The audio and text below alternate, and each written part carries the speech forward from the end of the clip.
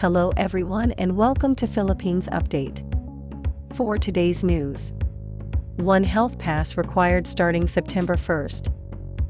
International travelers who wish to enter the Philippines will be required to register through the Onehealthpass portal beginning September 1st, announced on Friday. After the Interagency Task Force for the Management of Emerging Infectious Diseases or IATF has given its green light to the use of Onehealthpass, presidential spokesperson Harry Roque said in a press statement. The Interagency Task Force approved it on Thursday, August 26, 2021, the adoption and promotion of the use of Onehealthpass of the Bureau of Quarantine and the Department of Transportation, said Roque.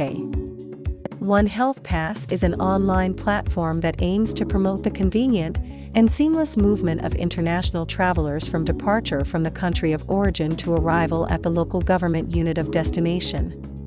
The Onehealthpass portal should be used starting September 1st amid the declaration of the state of national public health emergency. The Onehealthpass portal requires registrants to submit their personal information, health status, and travel history. After registration, a personal QR code will be issued to travelers and must be presented upon their arrival in the country. I will put the link for the Onehealthpass portal on the description box below. And that's all for the latest news. Please hit the like button if this video is informative and consider subscribing and turn on your notification bell for more updates from the Philippines. I will see you guys on the next update.